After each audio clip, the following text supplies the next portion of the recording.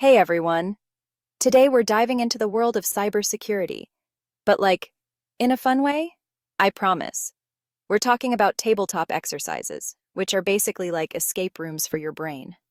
But instead of escaping a room, you're escaping a cyber attack. Okay, maybe not as exciting as an escape room with actual puzzles and hidden doors, but trust me, this is important stuff. First things first. You got to figure out what you're even trying to accomplish with this whole tabletop exercise thing. Is it to test out your incident response plan, which is basically your game plan for when, not if, but a cyber attack happens? Or maybe you want to see how well everyone in your team communicates when things hit the fan. Spoiler alert. It's probably not going to be pretty the first time around, but that's why we practice. Whatever your goals are, make sure they're crystal clear before you start. Think of it like this. You wouldn't just jump into a pool without knowing how to swim, right? Okay, bad example because I totally would, but that's why I have floaties. But you get the point. Have a plan, people. Next up, you gotta decide on the specifics. What kind of cyber attack are you gonna simulate? A ransomware attack where hackers hold your data hostage? A data breach where all your secrets spill out like tea? Or maybe a DDoS attack where they bombard your systems with so much traffic it's like trying to order pizza online during the Super Bowl? Once you've picked your poison, gotta figure out who's gonna be involved. Is it just the IT department, or are we talking the whole shebang? HR, legal, even the intern who fetches coffee. The more the merrier, I say. Now for the fun part. Creating the actual scenario. This is where you get to unleash your inner screenwriter and come up with a story that's both believable and terrifying. Think about recent cyber threats you've heard about in the news, or maybe even some close calls your own company has had. The goal is to make it feel real, so don't be afraid to get into the nitty-gritty details. What time did the attack happen? Who discovered it? What systems were affected? The more specific you are, the better prepared your team will be. Chapter 4. Documentation. Paperwork?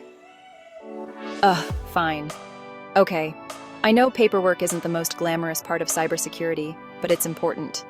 You gotta create all the materials your team will need to navigate this simulated cyber apocalypse. Think scenario briefs, role descriptions, incident timelines. Basically anything that'll help them feel like they're actually living through this nightmare. Oh, and don't forget about fake logs and data. Gotta make it look legit, people. Chapter 5. Assembling the dream team, or at least a functional one. Time to pick your players. You want a good mix of people from different departments. IT, security, communications, maybe even someone from marketing who can handle the PR nightmare that's about to go down. The key is to have both decision makers and those who are actually in the trenches, fighting the good fight. This way, everyone gets a chance to see how their role fits into the bigger picture. Chapter 6. Pre-Exercise Briefing.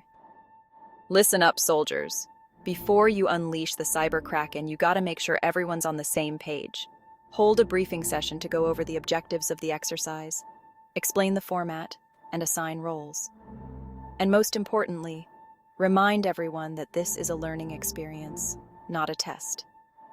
We're here to make mistakes, laugh at each other's panicked reactions, and come out stronger on the other side. All right, it's showtime. As the facilitator, it's your job to guide your team through the scenario, throwing curveballs and new information their way just when they think they've got a handle on things. Think of yourself as the puppet master of this cyber drama, pulling the strings and watching the chaos unfold.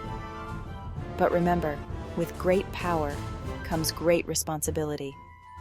You also need to provide feedback, encourage discussion, and make sure everyone's learning as they go. The exercise is over, the dust has settled, and hopefully, your company is still in one piece. Now it's time for the most important part, the debrief. This is where you get everyone together to discuss what went well. Hopefully, there's something. What could have gone better? Let's be real, there's always something. And most importantly, what lessons everyone learned. The key here is to be constructive, not critical. Remember, we're all friends here. Chapter 9. After Action Report. Documenting the mayhem. Remember all that paperwork we talked about earlier? Yeah, it's back. Time to write up an after-action report summarizing the key takeaways from the exercise. What strengths did you identify? What weaknesses need to be addressed?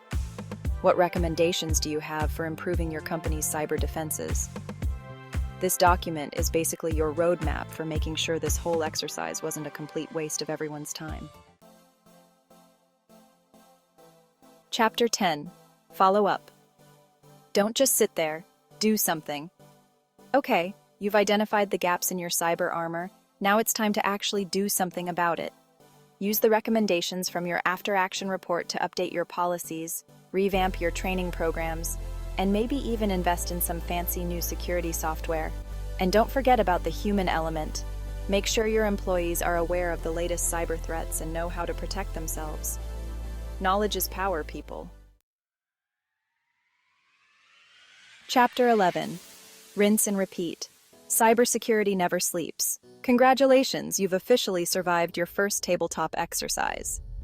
But before you get too comfortable, remember that cybersecurity is an ongoing process, not a one-time event. You gotta stay vigilant, stay informed, and most importantly, stay fabulous. Regularly review and update your scenarios. Repeat the exercise with new threats and challenges, and keep those cyber defenses strong. Outro. You got this, cyber warriors. And that's it. Congratulations, you now know more about tabletop exercises than you probably ever wanted to. But hey, at least you'll be prepared next time a cyber criminal tries to mess with your company. Remember, the key is to stay informed, stay prepared, and most importantly, stay hydrated. By following these steps, your organization will be better prepared to handle any cyber threat that comes its way. Don't forget to like, subscribe, and hit the bell icon for more awesome content. Stay safe out there.